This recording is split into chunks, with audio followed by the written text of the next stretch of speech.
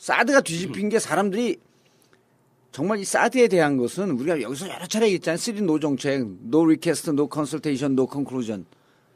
그리고 이건 이명박 때의 정책이에요. 예를 들어서 노무현, 김대중 대통령 때의 정책이면 자기들 보수 정권이니까 뒤집어도 되는데 노무현 정부 때의 정책을 이명박이 그대로 5년을 유지했던 거예요.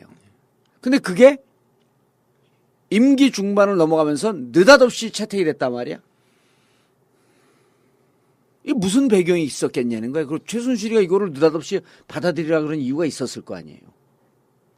저도 또 곧 그 전에 제가 분석한 그러니까 이 최순실 그렇지. 알기 전에 알기 분석을 전에. 나왔던 분석과 그 안 이후에 그걸 봐야 되니까 제가 또 얼굴도 약간 그 고영태하고 좀 비슷하게 생겼어.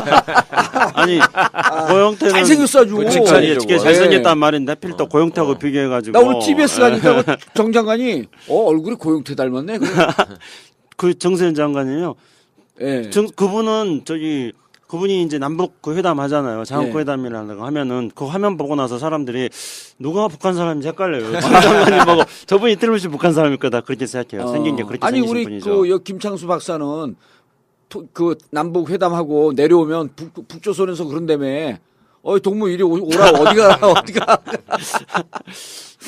하여튼 북한 사람들 속에 제가 섞이면은 자기들 또 구분 못할 거라고.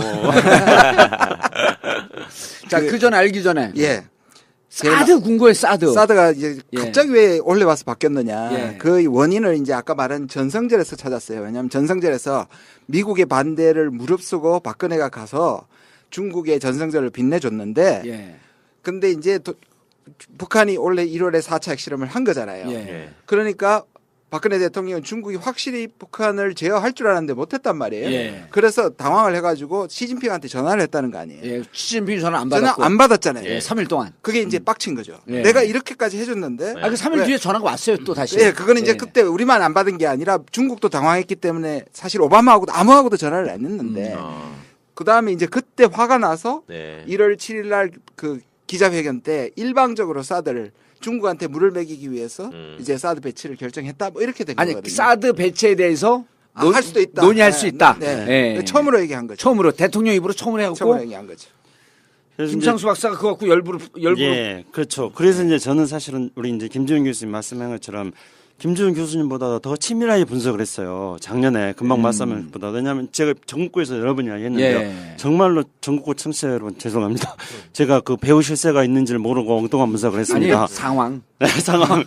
그러니까 저는 이제 전승제를 갖고 그랬는데 이제 10월 그게 9월 3일이었지 않습니까? 예. 그다음에 10월 15일 날 박근혜 대통령이 미국 갔습니다. 근데 이제 그 사이에 일본이 이제 미국한테 꼬나 바친 거죠. 그때 그렇게 분석을 했죠. 그렇잖아요. 예. 실제 일본은 그렇게 했습니다. 그래서 일본은 박근혜 대통령하고 친하게 지내자고 아베가 손을 내미는데 박근혜 대통령은 아베의 손은 뿌리치고 중국한테 갔다.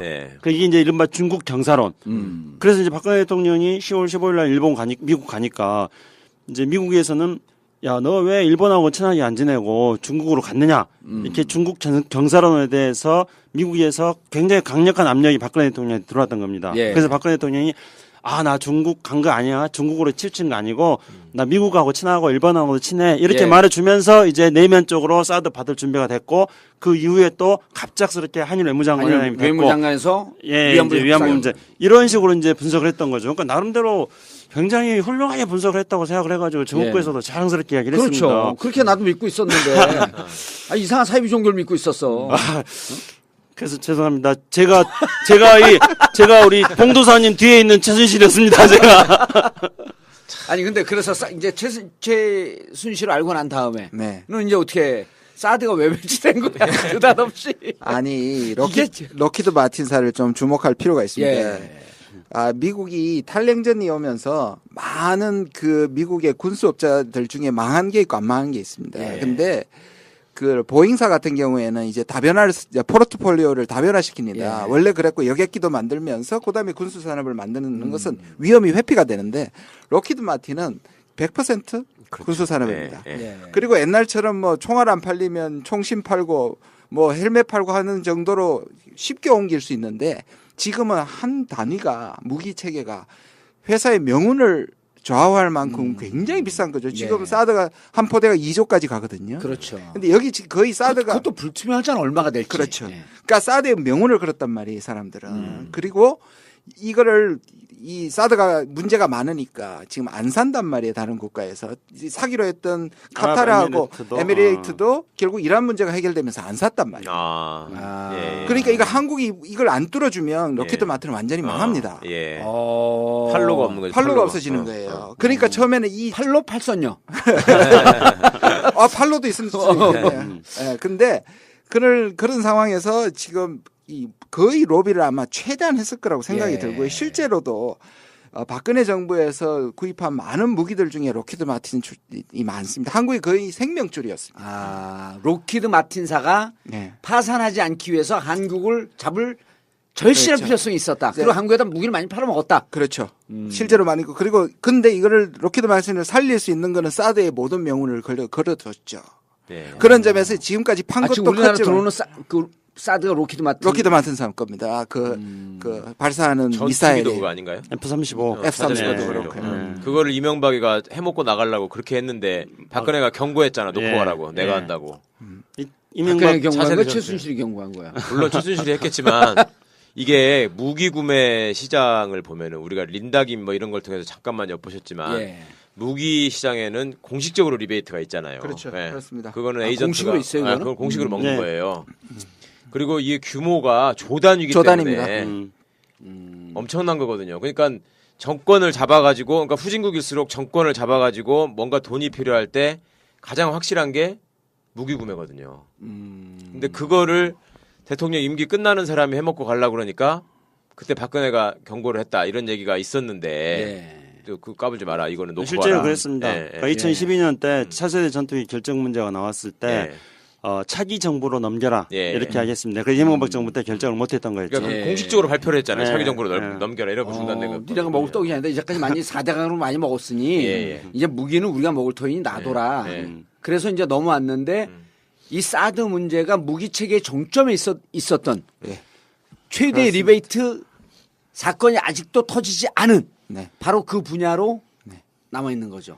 그러니까 이제 사드가 일단 예. 배치하기로 결정을 했고. 예, 그러니까 그 배치 결정 과정도 석연치 않다는 겁니다. 아니, 그러니까 그거를 보자는 게 그거를. 그러니까 이제 왜냐면은 로키드 마틴사가 누구에게 로비를 했어? 그러니까 이 진짜 말을 나와야죠 이제. 이제 그 7월 원래 사드 배치를 한 게 7월 8일이잖아요. 네. 사드 배치 결정을 한 게 7월 8일인데 7월 5일 날 한민국 국방부 장관이 국회에서 결정된 사드 바 배치에 없다 대해서 결정된 바 없다고 그랬어요. 야 3일 전에. 예. 근데 그게 진심이었을 거예요. 네. 그러니까 이제 몰랐을 거예요. 사드 그 한민구는 모르는 거지. 모르는 네. 거예요. 완전 배제된 거예요. 국방부 장관은 민국. 모르고 있는 모르고 거예요. 사실은 군도 사드에 대해서 그렇게 적극적이지 않았다고요. 계속. 그래서 이게 뭐 군에서야 어떤 거냐면은 우리가 이제 어떤 뭐 얼리 어댑터들이 예. 뭐 최신형 나오면은 네. 다 그거 사고 사보고, 싶어하고 네. 그런 거죠. 그러니까 뭐 방어 무기 체계라고 하면서 이게 사드가 최신형이니까 최신형 뭐 있으면 좋지 않느냐 방어에 도움 되지 않느냐 이런 거였는데 국방부 장관도 모르는 상태에서 그러니까 아까 말씀드렸듯이 우리는 아직 미국하고 요청도 없었고 협의도 없었고 결정도 없었다. 그랬는데 갑자기 국방부 장관도 모르는 사이에 7월 8일 날 빵 결정을 해버린 거예요. 7월 5일 날 대정부 질의 때 국방부 장관은 사드 배치에 대해서 계획이 없다. 네. 라고 공식 답변을 했고. 그리고 윤병수 장관은 바지 고치러 갔고 사드 배치하던 날 배치하던 날, 발표하던 발표하던 날. 백화점 갔잖아요. 그러니까 일단 여기서 추론해 볼 수 있는 것은 다 배제된 거죠. 한민국 국방부 장관 윤병세 외교부 장관. 외교부 장관은 사드 배치 내용을 몰랐고 오로지 청와대에 계신 박근혜 대통령만 발표하는 자만 알았다. 네. 예. 그리고 이제 박근혜 그럼 이렇게 추론해 볼 수 있는 거 아니에요? 이제까지 사드 배치 문제에 대해서 국방부나 외교부나 통일부나 이 문제가 너무 크리티컬한 문제이기 때문에 이명박 때 취했던 3노 정책으로 계속 가야 됩니다. 이거 배치한다라고 하면서 한반도에 화약고를 만드는 겁니다. 이런 쪽으로 계속 관계장관 회의에서 올라갔을 가능성이 높은 거 아니에요? 한명우 장관은 계속 그렇게 말을 했죠. 그러니까 사드 자체에 대해서 그거에 어떤 무용성을 주장하는 사람은 아니었지만은 공식적으로 이야기할 때는 위험하다. 예, 협의도 미국으로부터 요청도 협의도 결정도 없다. 늘 또 하나 그렇게 있습니다. 말했던 성주로 결정이 됐는데 성주를 가본 군인이 한 명도 없습니다. 그 전에. 아니 배치하는 군인을 거기가 조사로 간 군인 한국군은 한 명도 없습니다. 그럼 그러니까 미군이 해놓은 거예요? 그러니까 미국의 결정에 따랐다는 것이고 네. 그거는 미국식 결정이고 예. 우리 땅인데 그 적어도 어. 하루 이틀 2, 3일 전에는 가야 하는데 한국군 누구도 거기 가서 시찰을 하고 미군과 관찰한 적이 협의를 하고 있는 순실군이 따로 있지 않았을까?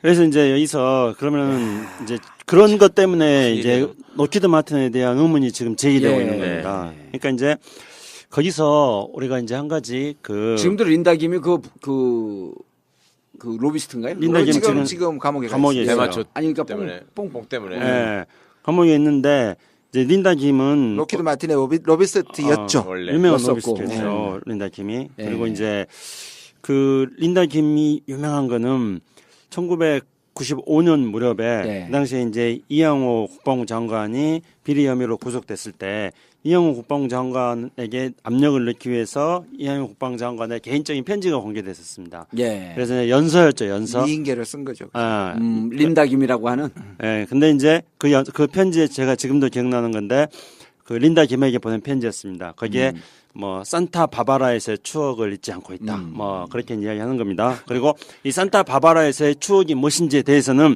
청취자 여러분께 상상하십시오. 그리고 상상하는 대로 바로 그것입니다. 그래서 상상하시면 되고요. 근데 이제 거의 뭐 순실 화법을 쓰네.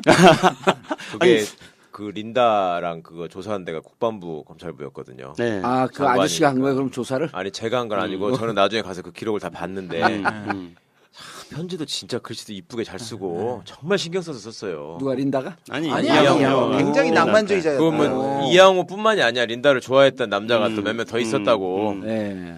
걔들 그렇게 그러니까 전화한 거 뭐 이렇게 그 수사 기록을 봤더니 예, 녹취록도 있고 뭐 이런 것들이 있는데 아무 내용들을 보면은 정말 드라마 이 나이에도 이렇게 뜨거운 가슴이 불타는구나 얘들이. 내 기가 막히는 여자가 내 나이가 있으면. 어때서 노래 나오는 아니 지가 그런 욕망의 분출 이런 거 못 해봤거든. 내가 그때 30대 때 진짜 놀랬어. 야, 나는 이 사람은 거의 할아버지급이라고 생각을 했는데 네.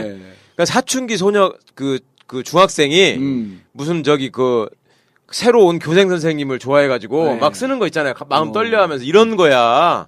그리고 전화하면서 이렇게 매달리는 거 보면 얼마나 간절한데. 아, 그 녹취록이 다 있어요? 네. 신문에도 일부 나왔었어요. 네, 신문에 신문에도 일부 나왔어요. 나왔었어요. 그래서 린다 김이 바로 그 린다 김이 무기 로비스트고 예. 한국에서 제일 유명한 무기 로비스트잖아요. 예. 근데 그 린다 김이 살았던 곳이 바로 산타 바바라잖아요. 네. 근데 이제 그 박근혜 대통령이 이제 그 비극적으로 박정희 대통령이 자기 그 부하인 김재규한테 암살을 당한 이후에 네.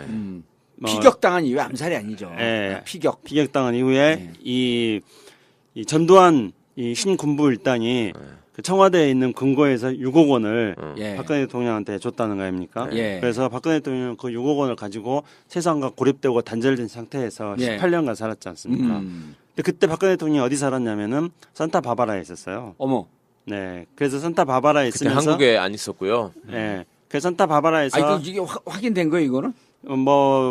예. 그래서 이제 그러면서 산타 바바라에 있었는데 우연의 일치네. 그래서 이제 린다 이 대표현에 따르면 오비락. 그렇죠. 그다음에 이제 뭐 나중에 다시 정리. 린다 예. 김이 살았던 곳이 산타바바라. 이양호가 편지를 써갖고 이 사랑을 고백한 것도 산타바바라의 추억을 잊을 수 없다. 아니 예. 둘이서 거기서 만나서 이제 저기가 있었던 그렇죠. 게 뭔가 산타바바라. 있었지. 예. 뭘 불태웠다는 거 아닙니까, 그렇죠. 둘이. 뭐 썸도 탔다가 예. 뭐 밀당도 했다가 그리고 박근혜 대통령도 18년간 아니 18년간 아니고요. 18년 기간 중 기간 중 어느 일부 기간을 산타 바바라에 산타바바라에 쓰면서 쓰니 우리가 출연해 보건데 린다 김하고 그때 린다 그레이트 김하고 박하고 예. 만날 수 있었을 것이다. 아니 그건 사실이에요. 그거는 사실 확인된 만날 수 사실이에요. 있었을 것이다. 그것이 아니고 만났고요. 그럼 박근혜 가는 곳은 늘 순실 언니가 있잖아요. 예, 예. 바로 그거죠. 그럼 여기서 린다 김과 순실 커넥션이 우리가 그걸 가정을 해볼 수 있는 겁니다. 됐을 이제. 가능성이 그렇죠. 충분히 예. 의심스럽죠. 그리고 그러니까 아. 이제 박근혜 대통령하고 린다 김은 그런 식으로 인연이 만들어진 거죠. 왜냐하면 박근혜 대통령 그때 굉장히 고독함과 배신감 이런 것들 속에 사로잡혔던 시대였습니다. 그때 나도 그 근처에 있었는데 그랬는데 그때 이제 나이 든 여자한테 관심이 없었으니까. 근데 그때 나이가 그분들 별로 안 들었을 것 같은데. 아니요 아, 들었죠. 그때도. 그때 예. 들었나요? 아니 그럼요. 80년대. 아니 난 89년도에 갔으니까 아, 그때 근데 만날 수 이제 있었는데 그때 박근혜 대통령을 어떤 그 지배했던 예. 이제 그 버시바우 버시바우 주한미 네. 대사가 2007년도에 보고서 이제 보고서를 보면은 최태민이 박근혜 대통령의 몸과 영혼을 완벽하게 통제하고 있었다. 예. 이렇게 이제 보고를 하거든요.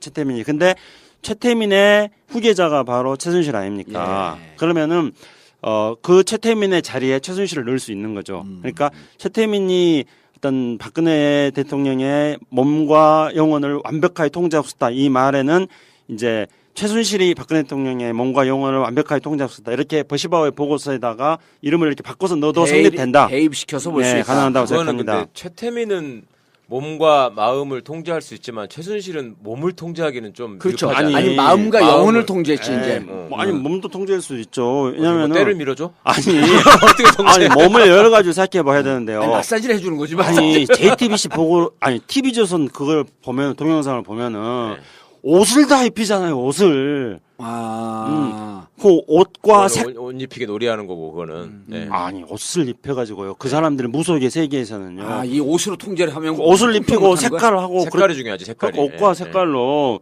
그 박근혜 대통령의 무섭다. 몸을 통제해 나가. 이 무속의 세계는 이렇게 신비하고 알면 알수록 무서운 그런 세계인 겁니다. 근데 통도사님이 또 그러니까 나도 무속의 세계에 무속의 일각이 있으신 분이잖아요. 일간이 있는데 그래서 산타 바바라 얘기하세요.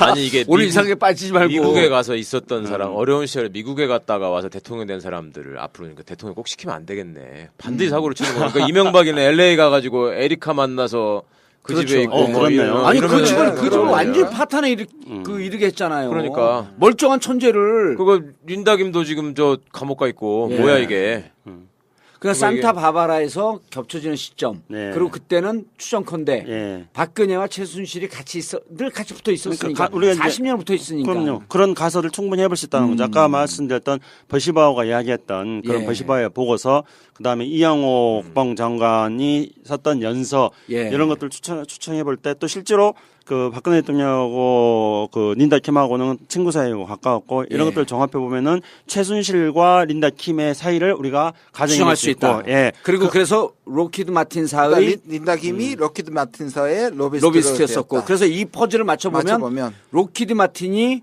린다 김이나 혹은 최순실을 통해서 사드 배치를 전격적으로 결정하게 했을. 그래서 이제 이런 가지 그렇게 결론을 내리지 말고 이런 가능성 열어놓으면서 그렇게 소설을 쓸수 앞으로 그렇게 소설을 쓴 거지. 소설을 쓰고. 누가 결론 내렸다 그랬어. 이 아니. 양반이 감옥에 또 보내려고 그러나. 아니 저기요 저기 뭡니까 송민순 장관의 회고록 보면은 이런 네. 것들을 바로 결론을 내렸다는 거예요. 저는 이렇게 회고록 쓰면은 정봉주 의원께서 이렇게 결론을 내렸다 해보면 되는 거예요. 나는 그거로 지금 이제. 메모를 했다. 메모가 증거다. 메모했다. 메모가 증거다. 내가 메모에다 해야겠어. 정봉주 그렇게 했다고 결론을 내렸다. 내 메모 그리고 쓰고. 내 메모가 증거다. 이게 이제 증거인 거예요.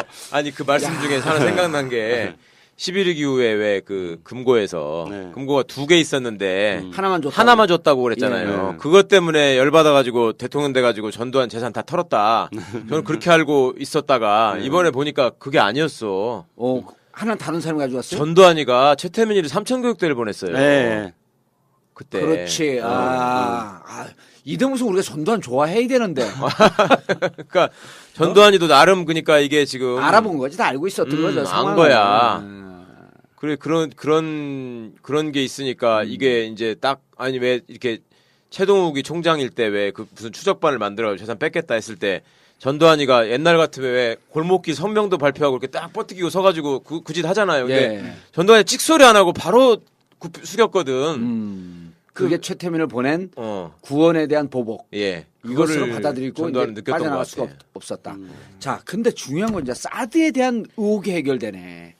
이렇게 소설을 쓴다면. 그렇죠. 쓴다면. 쓴다면. 7월 5일 한민구 윤병세 다 몰랐던 거 아니에요. 네. 3일 뒤에 전격적으로 발표하잖아. 네. 그럼 그 밑에서는 정말 이 외교 라인, 국방 라인, 통일 라인에선 전혀 이것에 대한 작업이 없었고 이 사람들은 쓰리노 전략적 모호성을 계속 가져가면서 사드는 안 된다라고 했었는데 누군가가 예. 결론 냈는데 그 누군가 결론 낸 게 박근혜 대통령 아니에요. 네, 맞습니다. 그러니 박근혜 대통령의 결정을 사주하거나 통제한 누군가가 있었으니 그래서 이제 그 그런데 누군가가 로키드 마틴사다. 예, 그래서 이제 여기에서 우리 김지훈 교수님 말씀하신 대로 그 성주에 우리 끔찍하다, 끔찍해. 국방부의 사람들이 성주에 조사단을 보내지 않았다. 네. 이게 사실을 하면 또 맞춰지는 겁니다. 그 그래요? 퍼즐이. 그렇죠. 예, 왜냐면은요. 원래 이제 준비를 없이 국방부에서는 했다는 거니까. 실무조사단이 있어요, 국방부에. 예. 그리고 그 전에 실무조사단에 한미 실무 그 협의회가 구성까지 됐지 않습니까? 있고, 구속까지 됐는데 진행이 네. 없었어요. 실무조사단이 있고, 그리고 실무조사단에서 부지조사라든가 이런 걸 하게 돼 있어요. 예. 그런데 실무조사단의 부지조사를 비롯하여 여러 가지 실무적인 준비에 대한 최종적 결과 보고서가 나오기 전에 네. 7월 8일 날 사드 배치를 한미 양국이 결정을 해버린 거예요. 그러면 왜 실무조사단의 그런 것에 대한 보고가 없이 네. 한미 양국이 결정했느냐 이것에 대해서 그 한명국 국방장관한테도 물었죠. 제가 물은 게 아니고 그랬는데 한명국 국방장관은 이제 이 대목에서는 확실히 한명국 국방장관이 그 기름장어처럼 답변한 거예요. 실무조사단은 정책 결정하고 나서 배치를 결정하고 나서 그 다음에도 움직여도 된다 이렇게 말했던 거예요. 그러니까 그렇게 하다 보니까 이제 어떤 문제가 생겼냐면은 성주 결정해놓고 또 옆으로 옮겨가 버린 거예요. 예. 그리고 또 성주 결정해놓고 발표를 못하고 또 며칠 묵혔잖아요. 며칠 있다가 그 다음에 또 옆으로 그것도 이상한 거지. 옆으로 이제 롯데 골프장 부지로 옮겨가 버렸잖아요. 아니 처음에 성주에서 칠곡에서 승주로 갔다가 그다음 이제 김천으로 온 거죠. 전으로. 그러니까 이제 정상적인 프로세스를 밟으면은 실무조사단이 부지에 대한 실무조사를 할 거 아니에요. 이 부지가 어떤 사드 배치하는 데 있어서의 어떤 여러 가지 측면, 군사적인 측면, 주민들에 미치는 뭐 이런 것들을 조사해가지고 그 결과 보고서를 최종적으로 작성을 해가지고 보고를 하면은 그걸 기초로 해가지고 한미 양국이 협의를 하고 그렇게 해서 배치 결정을 하자고 대통령한테 보고를 하고. 그리고 안이 나오게 되면 이제 국민들을 설득하고 토론하는 그렇죠. 과정을 거치고. 그래야 되는데 이게 완전히 뒤죽박죽이잖아요. 그래 이게 왜 이렇게 뒤죽박죽일까? 이 정부가 시스템이 워낙 안 갖춰져 있고 형편없는 정부니까 이 정부 그렇다고만 무능한 생각을 정부니까 했었죠. 정말 무능했거든요. 그 무능한 정부니까 그렇다 생각했습니다. 근데 무능의 근원이 뭔 줄을 몰랐던 거죠. 두 가지를 좀 더 예. 여기서 좀 더 주목해봐야 하는데요. 그거는 뭐냐면 로키드 마틴이 우리가 쓰리노를 할 때마다 로키드 마틴은 뭐냐 했냐면 계속 여기 그 국방부 미국의 국방부 쪽을 계속 로비를 할 거 아닙니까? 예. 그래서 여기서 계속 에드벌룬을 띄웠어요. 우리는 아니다 그러는데 뭐 주한미군 사령관이 뭐 부지 조사를 했다 막 진행되는 것처럼 계속 옆에서 부추겼거든요. 예. 그다음에 이제 또 뭐냐 하면 이 로키드 마틴의 만약에 이게 우리 소설이 다 맞는다면 이거는 여기 지금 200~300억이 아닌 거예요. 네. 리베이트 받은 것만도 2~3조 뭐 수조대가 될 가능성이 많은 거죠. 그렇죠. 만약 소설이 맞다면.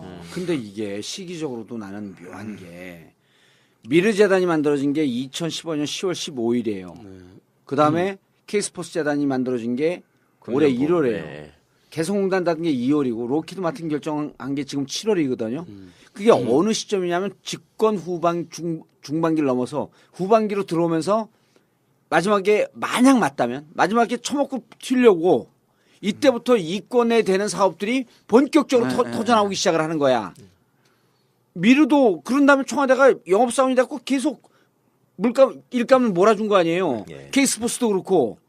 근데 사드가 보면 어찌 보면 건 중에는 제일 큰 건 아니야 이게. 이거 사실 먼저 됐다면 덩어리 아마 제일 그 K하고 안 자잘한 했었을 거안 거예요. 안 먹었을 먹었을 네. 가능성도 저는 있다고 봐요. 근데 이제 봉도사님이 딱 이렇게 필이 와가지고 하면은 되게 맞는 게 많이 있었어요. 왜냐하면 우리가 제가 방송에서도 맞는 게 많이 있었던 게 아니라 다 맞았어.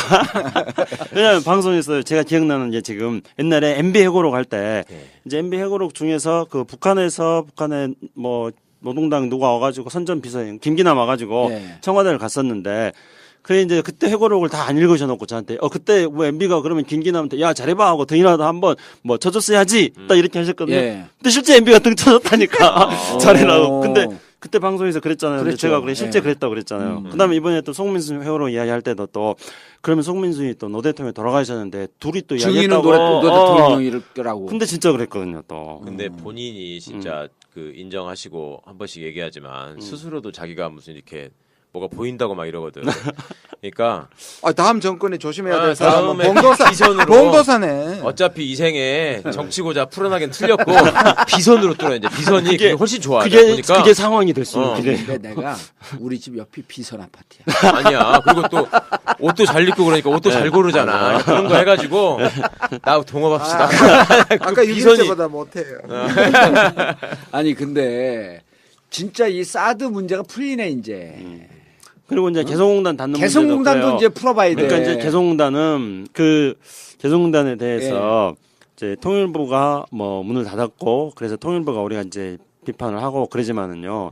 사실상 이제 통일부도 아무리 박근혜 정부 하에서 통일부가 욕을 먹고 무능하다 하더라도요. 개성공단이 북한에 대한 징벌로서 개성공단을 문 닫는 것은 해서는 안 된다. 그렇죠. 통일부 공무원들도 그렇게 생각하고 있어요. 예. 그 정도 양식은 예. 있습니다. 그렇죠. 그런데 개성공단이 갑자기 그러니까 2월 9일 날인가 2월 10일 날인가 발표를 했는데 2월 7일 날까지는 그런 이야기 없었어요. 그런데 갑자기 2월 10일 날 개성공단 전격적인 중단이 발표돼 버린 과정이 거예요. 굉장히 비슷한 거죠. 예. 그리고 그때 여기 입술 텄던 거 이게 홍영표. 불었던 거 생각. 아니 네. 그리고 그 통일부 안은 잠정 폐쇄였어요. 맞아요, 네. 맞습니다. 잠정 폐쇄였었는데 전격적으로 폐쇄해버렸고 네. 이틀 전까지 통일부 관료들이 아무도 몰랐다는 거 아니에요. 몰랐습니다. 네. 네. 근데 그런 것들을 전격적으로 결정하기까지는요. 그런 중요한 국가지 대사에 대해서 전격적으로 결정하기까지는 우주의 목소리가 없으면 절대로 결정 못합니다. 큰일이다 이거. 진짜. 근데 어제 왜 그 인수위 때 그 일본 대표단을 또 받았잖아요. 그렇죠. 거기에서 굉장히 일본을 자극하지 말라는 그 충고가 굉장히 많았단 말이에요. 그렇게 치면 한일 위안부 합의도 사실상 그것도 그게 우리 대표적인 외교적 실패 중에 하나인데 예. 이것도 뒤에 뭔가 작동할 수 있는 개연성이 분명히 있는 것이죠. 어떤 개연성? 아니 이를테면. 그러니까 우주의, 한일 위안부 우주의 합상 기운이 또 이 한일 위안부 합의는 우리가 가장 정말 바로 다음 정권에 바로 고쳐야 되는 아주 최악의 아니 그러니까 아무도 몰랐잖아요. 그렇게 전격적으로 합의할 거를. 네. 그리고 이제 심지어 한일 위안부 문제가 그렇게 합의되었을 때 뭐 우리나라 그냥 주요 메이저 언론이라고 속칭하는 언론들이 다음날 신문에 전부 다 환영 또 이렇게 네, 썼거든요. 네. 그러니까 이제 그쪽 사람들도 뭔가 이렇게 그 부산행 영화처럼 좀비에 물린 사람들이 곳곳에 있는 거예요. 팔선에도 좀비에 물린 사람들인 거고 다 그런 사람들 있어가지고 한일 위안부 문제 합의되니까 또 곧바로 그냥 막 대대적으로 환영하고 이렇게 나갔던 거예요. 개성공단 닫는 것은 무슨 자기들의 이권 이런 문제보다도 자기가 선언한 거에 대해서 확신을 갖고 있었던 확신범 차원이 아닐까? 아까 그 통일 대박이죠. 2년 안에 망해야 되거든요. 아. 2년 안에 망해야 되니까 이거는 다 끊어야 닫아봐야 된다. 아, 아니. 그리고 망하는 나라에 어쨌든 작은 돈이지만 이 파이프라인을 통해서 다 끊어야 돈이 돼. 들어가는 걸 막아야 되고. 아니 근데요 저는 지금까지 오늘 이 자리에서도 계속 말씀드리고 제가 고백하지 않습니까? 저의 분석이 굉장히 많이 틀렸다고 분석을 하고 네. 그런데 그게 이제 왜 그러냐면은 지금 우리가 이 자리에서 토론하는 것처럼 상식적이고 그 정도도 아닐 합리적인 거다. 방법으로 우리가 지금 토론을 하고 있는데 그렇게 해서 내린 결론이 대부분 안 맞았다는 거예요. 그러니까 우리가 알고 있는 우리의 경험과 우리의 상식과 전혀 다른 세계에서 전혀 다른 방식으로의 결정이 됐다는 거예요. 그래서 사드 위안부 개성공단 폐쇄 이건 진짜 이해가 안 됐던 부분들이거든. 그리고 해당 부처에서 알았으면 우리가 좀 이해를 해요. 맞아요. 네. 해당 부처에서 전혀 모르는 거 아니야. 그리고 네. 전승절 간 것도 간다 그러다 느닷없이 갔거든요. 네, 그다음 미국도 느닷없이 가고. 그러니까 전혀 외교 모르는 사람들이 어떤 나름대로 근거 없는 촉을 갖고 누군가가 밀지 않았으면 이렇게 갈짓자 횡설수설한 행보를 할 수가 없었던 거지. 그렇죠. 그래서 이제 저는 지금 시점에서 이런 텔레비전 화면이 자꾸 눈에 떠오릅니다. 그러니까 국무회의에서 우리 박근혜 대통령께서 말씀을 쫙 하면 수첩 보고 말씀하시잖아요. 예. 그럼 장관들 고개 딱 숙이고 전부 그 말씀을 받아 적고 예. 계시잖아요. 그럼 박근혜 대통령의 수첩에 적혀 있는 그게 대체 누가 제공해 준 정보이냐, 누가 써준 거냐에 대해서 우리가 수첩을 보고 읽는데 예, 늘 궁금해하잖아요. 수첩을 보고 읽을 때 대체적으로 앞뒤가 안 맞는 이야기들도 많이 있고 또 막 막 우주에서 막 이제- 어쩌고 하는 이제 막 이런 결론이 이야기도 났네. 나오고 그렇잖아요. 국회의원 시절에도 수첩 공주라 그랬잖아요. 네. 그 수첩에 써준 것은 누군가 써줬는데 지금으로서 우리의 심정을 가장 강하게 가질 건 최순실이 써준 것밖에 없다. 아니 지금 이제 지금 이번 과정 속에 나온 거 뭐냐면은 뭐 누구죠 이성환이라든가 뭐 이런 사람들이 증언하는 거 보면은 자기네들이 비밀 회의를 했다는 거 아니에요. 예, 사무총장. 예, 사무총장 그러면은 청와대에서 온 문서가 뭐 몇십 편이 쌓여 있었고 네. 그래서 그것들을 30cm 정도의 높이 쌓여 있었고. 그것들을 자기네들이 이제 보는 거 하고 그다음에 또 더 중요한 건 어떤 거냐면요. 자기들이 이야기한 것들이 며칠 있다가 청와대 문건으로 나오더라. 나온다는 거 아니에요. 네. 청와대 문건으로 이렇게 자기네들 문건으로 보고를 하는 건 아닌데 이렇게 이야기를 할 거 회의하는 아니에요. 거. 이렇게 회의하면 그게 이제 며칠 있으면은 청와대 문건으로 딱 정부 결정 사항 같은 걸로 해서 딱 나오면은 그것들을 자기들이 다시 결제를 해주는 이런 식으로 됐다는 거 아닙니까? 그러면은 그러니까 차은택, 고용태 이런 사람들이 입을 통해서 호빠 정책을 하고 있었던가 이제까지. 그러니까 그들이 이제 이야기했던 것들이 보고가 돼가지고 대통령 수첩에 적히고 그러면 이제 그거를 대통령 국무회의에서 이제 이야기하고 우리 이제 그 잘났다는 장관님들께서는 그걸 다 받아 적고 있는 거죠. 딕테이터 영어로 그 독재자 우리 김정은 예. 교수님 미국 박사신데 딕테이터가 받아 적다 이런 뜻 받아 아니에요? 적다잖아요. 그거는 그 독재자. 쌍방 소통이 없고 네. 일방적 지시하는 대로 딕테이션이라 그러잖아요. 받아 적는 거. 예. 그 받아 적게 하는 사람을 딕테이터 독재자라고 그렇죠. 하고. 그래 우리 이제 그래서 그 국무회의에 보면 전부 다 받아 적고 있잖아요. 근데 대통령의 말씀을 받아 적는 줄 알았는데 알고 보니까 이제 그 무슨 이상한 비서관들 모여 있는 회의에서 이야기됐던 것들을 받아 적는 것이 아닌가. 자꾸 그러면은 정말 우리나라 장관들 쪽팔린 줄 알아야죠. 동무 이리 오라 어디가 하여튼 뭐 북한 사람들 속에 제가 섞이면은 자기들 또 구분 못할 거라고. 자, 그 전 알기 전에 예. 사드 궁금해 사드. 사드가 이제 예. 갑자기 왜 올라와서 바뀌었느냐. 예. 그 원인을 이제 아까 말한 전성절에서 찾았어요. 왜냐하면 전성절에서 미국의 반대를 무릅쓰고 박근혜가 가서 중국의 전성절을 빛내줬는데 예. 근데 이제 북한이 올해 1월에 4차 핵실험을 한 거잖아요. 예. 그러니까 박근혜 대통령은 중국이 확실히 북한을 제어할 줄 알았는데 못했단 말이에요. 예. 그래서 당황을 해가지고 시진핑한테 전화를 했다는 거 아니에요. 예. 시진핑 전화 안 전화 받았고. 안 받았잖아요. 예. 3일 동안. 그게 이제 빡친 거죠. 예. 내가 이렇게까지 해줬는데. 그 3일 왜? 뒤에 전화가 왔어요 또 다시. 예, 그거는 이제 예. 그때 우리만 안 받은 게 아니라 중국도 당황했기 때문에 사실 오바마하고도 아무하고도 전화를 안 했는데 그 다음에 이제 그때 화가 나서 1월 7일 날 그 기자회견 때 일방적으로 사드를 중국한테 물을 먹이기 위해서 이제 사드 배치를 결정했다. 뭐 이렇게 된 아니 거거든요. 사드 배치에 대해서 할 수도 있다. 논의할 네, 수 있다. 네. 예. 처음으로 얘기한 거죠. 처음으로 대통령 입으로 처음으로 해갖고 처음으로 얘기한 거죠. 그래서 김창수 박사가 그거 갖고 열부로 예, 그렇죠. 그래서 이제 저는 사실은 우리 이제 김주현 교수님 말씀한 것처럼 김주현 교수님보다 더 치밀하게 분석을 했어요. 작년에 금방 있는 최순실이었습니다, 제가. 아니 근데 그래서 이제 최순실을 알고 난 다음에 네. 는 이제 어떻게 사드가 왜 배치된 거야 느닷없이. 아니 럭키드 마틴사를 좀 주목할 필요가 있습니다. 예. 미국이 탈냉전이 오면서 많은 그 미국의 군수업자들 중에 망한 게 있고 안 망한 게 있습니다. 예. 근데 그 보잉사 같은 경우에는 이제 포트폴리오를 다변화시킵니다. 예. 원래 그랬고 여객기도 만들면서 그다음에 군수 산업을 만드는 것은 위험이 회피가 되는데 록히드 마틴은 100% 군수 산업입니다. 예. 그리고 옛날처럼 뭐 총알 안 팔리면 총신 팔고 뭐 헬멧 팔고 하는 정도로 쉽게 옮길 수 있는데 지금은 한 단위가 무기 체계가 회사의 명운을 좌우할 만큼 굉장히 비싼 거죠. 지금 예. 사드가 한 포대가 2조까지 가거든요. 그렇죠. 근데 여기 거의 사드가 그것도 불투명하잖아 얼마가 될지. 그렇죠. 예. 그러니까 사드의 명운을 걸었단 말이에요, 이 사람들은. 그리고 이거를 이 사드가 문제가 많으니까 지금 안 산단 말이에요, 다른 국가에서. 사기로 했던 카타르하고 에미레이트도 결국 이란 문제가 해결되면서 안 샀단 말이에요. 예. 그러니까 이거 한국이 이걸 안 뚫어주면 록히드 마틴은 완전히 망합니다. 예. 어... 팔로가 없는 거죠. 팔로가 없어지는 거예요. 그러니까 처음에는 이 팔로 팔선요.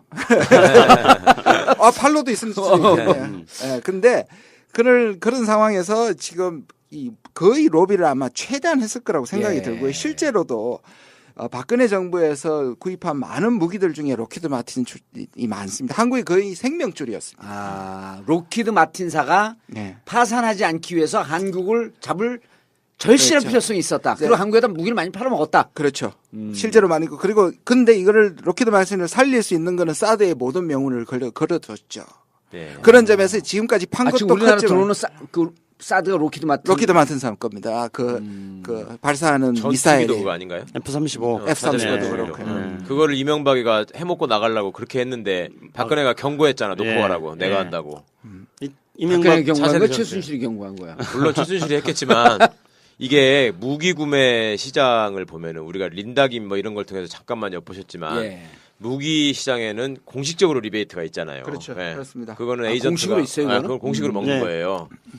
그리고 이게 규모가 조단위기 조단입니다. 때문에 엄청난 거거든요. 그러니까 정권을 잡아가지고 그러니까 후진국일수록 정권을 잡아가지고 뭔가 돈이 필요할 때 가장 확실한 게 무기 구매거든요. 근데 그거를 대통령 임기 끝나는 사람이 해먹고 가려고 그러니까 그때 박근혜가 보다 왜냐하면 제가 전국구에서 여러 번 이야기했는데요. 예. 정말로 전국구 청취자 여러분 죄송합니다.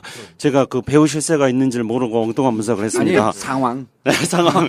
그러니까 저는 이제 전승제를 갖고 그랬는데 이제 10월 그게 9월 3일이었지 않습니까? 예. 그다음에 10월 15일 날 미국 박근혜 갔어요. 대통령이 미국 갔습니다. 근데 이제 그 사이에 일본이 이제 미국한테 꼬나 바친 거죠. 그때 그렇게 분석을 했죠. 그렇잖아요. 예. 실제 일본은 그렇게 했습니다. 그래서 일본은 박근혜 대통령하고 친하게 지내자고 아베가 손을 내미는데 박근혜 대통령은 아베의 손은 뿌리치고 중국한테 갔다.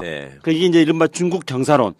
그래서 이제 박근혜 대통령이 10월 15일 날 미국 가니까 이제 미국에서는 야, 너 왜 일본하고 친하게 안 지내고 중국으로 갔느냐. 이렇게 중국 경사론에 대해서 미국에서 굉장히 강력한 압력이 박근혜 대통령한테 들어왔던 겁니다. 예. 그래서 박근혜 대통령이 나 중국 간 거 아니야. 중국으로 치우친 거 아니고 나 미국하고 친하고 일본하고도 친해. 이렇게 예. 말해주면서 이제 내면적으로 사드 받을 준비가 됐고 그 이후에 또 갑작스럽게 한일 외무장관이 됐고 외무장관에서 위안부 문제 이런 식으로 이제 분석을 했던 거죠. 그러니까 나름대로 굉장히 훌륭하게 분석을 했다고 생각을 해가지고 중국에서도 자랑스럽게 이야기를 했습니다. 그렇죠. 그렇게 나도 믿고 있었는데 이상한 사이비 종교를 믿고 있었어. 그래서 죄송합니다. 제가 우리 봉도사님 뒤에 사드가 뒤집힌 게 사람들이 정말 이 사드에 대한 것은 우리가 여기서 여러 차례 얘기했잖아요. 3노 정책, no request, no consultation, no conclusion. 그리고 이건 이명박 때의 정책이에요. 예를 들어서 노무현, 김대중 대통령 때의 정책이면 자기들 보수 정권이니까 뒤집어도 되는데 노무현 정부 때의 정책을 이명박이 그대로 5년을 유지했던 거예요. 근데 그게 임기 중반을 넘어가면서 느닷없이 채택이 됐단 말이야. 이게 무슨 배경이 있었겠냐는 거예요. 그리고 최순실이가 이거를 느닷없이 받아들이라 그런 이유가 있었을 거 아니에요. 저도 또 곧 그 전에 제가 분석한 그러니까 이 최순실 그렇지. 알기 전에 알기 분석을 전에. 나왔던 분석과 그 안 이후에 그걸 봐야 되니까 제가 또 얼굴도 약간 그 고영태하고 좀 비슷하게 생겼어. 아니 고영태는 잘생겼어 아주. 잘생겼단 말인데 하필 또 고영태하고 비교해가지고 나 오늘 TBS 가니까 정 장관이 얼굴이 고영태 닮았네. 그 정세현 장관이요. 예. 그분이 이제 남북 그 회담 하잖아요. 장학금 회담이라는 거 하면은 그 화면 보고 나서 사람들이 누가 북한 사람인지 헷갈려요. 정 장관님 보고 저분이 틀림없이 북한 사람일 거다 그렇게 생각해요. 생긴 게 그렇게 아니 생기신 우리 분이죠. 김창수 박사는 그 남북 회담하고 내려오면 북조선에서 그런다며